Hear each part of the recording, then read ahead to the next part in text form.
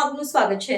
વિકસિત ભારત 2047માં ગુજરાતના યોગદાનને વધારવા ટીપીસીઆઈ દ્વારા એક્સપોર્ટ લીડરશિપ ફોરમનું કરવામાં આવ્યું આયોજન। ભારત સરકારના વાણિજ્ય અને ઉદ્યોગ મંત્રાલય દ્વારા સમર્થિત અગ્રણી વેપારી અને રોકાણ પ્રોત્સાહન સંસ્થા trade promotion council of India દ્વારા Gujarat to global 2047 powering exports through FTASની થીમ હેઠળ ગુજરાત એક્સપોર્ટ લીડરશિપ ફોરમ 2026નું સફળતાપૂર્વક આયોજન કરવામાં આવ્યું હતું। આ ફોરમમાં વરિષ્ઠ સરકારી અધિકારીઓ, ઉદ્યોગ અગ્રણીઓ, નિકાસકારો, MSME, નાણાકીય સંસ્થાઓ, લોજિસ્ટિક્સ નિષ્ણાતો, વ્યાપાર વ્યાવસાયિકો અને નીતિ ઘડવૈયાઓ સાથે એકસાથે આવ્યા હતા, જેમણે ગુજરાતની વિકાસ સ્પર્ધાત્મકતાને મજબૂત કરવા અને ભારતના વિકસિત ભારત 2047ના વિઝનમાં રાજ્યના યોગદાનને વેગ આપવા માટેની વ્યૂહરચનાઓ પર ચર્ચા કરી હતી। ઓફ ઇન્ડિયા અને ગુજરાતની જે જુદી જુદી ઇન્ડસ્ટ્રીઝ છે એ બધાના સંયુક્ત ઉપક્રમેથી આજે એક્સપોર્ટ પ્રમોશન વિષયમાં એક સંગોષ્ઠીનું આયોજન અહીંયા કરવામાં આવ્યું। એમાં જીએસએફસી તરફથી પણ ભાગ લેવામાં આવ્યા છે, કારણ કે માનનીય પ્રધાનમંત્રી શ્રી તરફથી જે દેશને એક ટાર્ગેટ મળ્યું છે કે વિકસિત ગુજરાત 2047 સુધી કરવાનું છે, આ અંતર્ગત આપણી ઇન્ડસ્ટ્રીને કઈ રીતે પ્રમોટ કરી શકીએ, આપણા ઇન્ડસ્ટ્રીયલ પ્રોડક્ટ્સને કઈ રીતે વિદેશોમાં એક્સપોર્ટ કરી શકીએ અને પ્રમોટ કરી શકીએ, આ બાબતમાં એક સંગોષ્ઠીનું આજે અહીંયા આયોજન કરવામાં આવ્યું। જીએસએફસી કઈ રીતે આગળ વધી રહ્યું છે અને તમે કીધું કે યુમાં આપણે સૌથી વધારે એક્સપોર્ટ કરી રહ્યા છે અને કઈ રીતે પ્લાનિંગ? જીએસએફસી જે છે એક મેજર મેન્યુફેક્ચરર છે ઇન્ડિયાની અંદર ઇન્ડસ્ટ્રીયલ કેમિકલ્સના।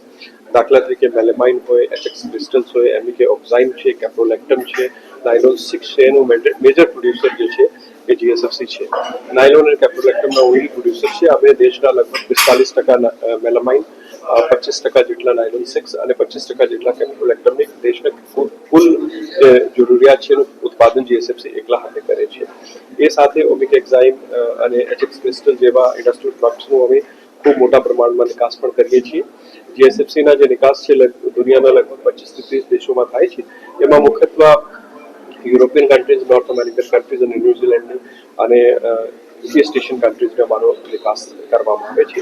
આ નિકાસ ઉપર ખૂબ અમે હવે જે છે એ ફોકસ કરીએ છીએ અને અમારું એવું માનવું છે કે જ્યારે India, Oman, India, EU, India, UK અને ઇન્ડિયા, ન્યુઝીલેન્ડ આજે FTAની થઈ ગયા છે અને જે થવાના છે એ બધાના પણ ખૂબ મોટા પ્રમાણમાં જીએસએફસીને લાભ થશે અને અમારા B2B જે મીટિંગ્સ છે અને આઉટરીચ છે અમે અત્યારે વધારીએ છીએ।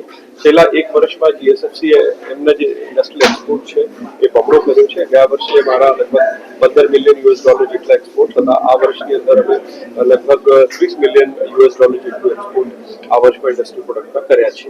તો મારા ટાર્ગેટ છે કે આવનારા સમયમાં પણ એક્સપોર્ટ વધુમાં વધુ વધારો થાય। યુકે સાથે ફ્રી ટ્રેડનો કેટલો લાભ મળશે? 15 તારીખે અત્યારે થયું નથી અને એની જ્યારે ડિટેલ્સ વગર બહાર આવશે ત્યારે અમને ખબર પડશે, પણ અમે 100% જે છે એ માનીએ છીએ કે જેટલા પણ ફ્રી ટ્રેડ એગ્રીમેન્ટ્સ થશે એનું અમને ખૂબ લાભ મળશે। એક્સપોર્ટમાં ગુજરાતનો કેટલો હિસ્સો છે? ટોટલ કન્ટ્રીના ઇન્ડસ્ટ્રીયલ એક્સપોર્ટમાં ગુજરાતનો હિસ્સો લગભગ 42% જેટલો છે અને સૌથી વધારે કઈ પ્રોડક્ટ? મોટાભાગે ગુજરાતનો હિસ્સો સૌથી વધારે केमिकल सेक्टर में लगभग 46% જેટલા। मैं दीपा शर्मा हूँ। मैं वेस्टर्न रीजनल डायरेक्टर हूँ trade promotion council of India की। Trade promotion council ministry of commerce से सपोर्टेड है गवर्नमेंट ऑफ इंडिया से, और हम लोग foreign trade policy, Indian foreign trade policy में हम लोग नोटिफाइड है। हम ट्रेड प्रमोशन काउंसिल हम बहुत काम करते हैं। हम MSME एक्सपोर्टर्स के लिए, उनको प्रमोट करने के लिए, उनको कॉम्पिटिटिवनेस बिल्ड करने के लिए हम लोग काफ़ी कंट्रीज में अक्रॉस द ग्लोब हम काम करते हैं। हम बहुत क्लोजली DGFT के साथ काम करते हैं, मिनिस्ट्री ऑफ कॉमर्स के साथ काम करते हैं, और एक्सपोर्टर्स को जो सब्सिडीज होती है, सेंट्रल सब्सिडीज, उसमें हम हेल्प करते हैं। ये फोरम हमने ऑर्गेनाइज किया है, एक्सपोर्ट लीडरशिप फोरम, जिसमें अभी जो रिसेंट FTAs अनाउंस हुए हैं उसमें उनको इम्प्लीमेंट करने के लिए MSMEs को क्या क्या अपॉर्चुनिटीज़ है, क्या क्या चैलेंजेस हैं, क्या लिटिगेशंस है, वो एड्रेस करने के लिए हमने ये फोरम ऑर्गेनाइज किया है। इसमें हमारे फोरम में डिप्लोमेट्स ने पार्टिसिपेट किया है, मैन्युफैक्चरर्स ने, एक्सपोर्ट हाउसेस ने पार्टिसिपेट किया है, लॉजिस्टिक्स कंपनीज हैं, फाइनेंस कंपनीज है, ट्रेड फाइनेंस ऑर्गेनाइजेशंस है, वो उन्होंने पार्टिसिपेट किया ऑर्गेनाइजेशन में। गुजरात कैसे ग्लोबल जा सकता है और गुजरातियों को कितना फायदा होगा, देखो।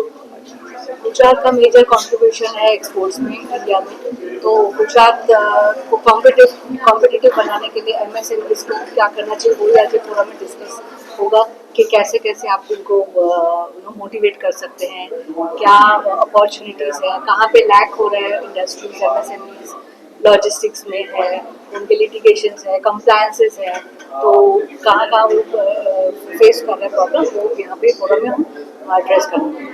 ब्रिटेन के कमिश्नर ने बताया कि 50% गुजराती से यूके में तो वहाँ पे बड़ा उनका कंट्रीब्यूशन हाँ, तो गुजरात का बहुत कंट्रीब्यूशन है अक्रॉस द ग्लोब FTAs को इम्प्लीमेंट करने के लिए। गुजरात काफ़ी बड़ा रोल प्ले करता है काफ़ी सारे सेक्टर्स में, केमिकल्स है, टेक्सटाइल्स है, रिन्यूएबल एनर्जी है, इंजीनियरिंग है, तो उसमें गुजरात बहुत बड़ा इंपॉर्टेंट रोल प्ले कर रहा है।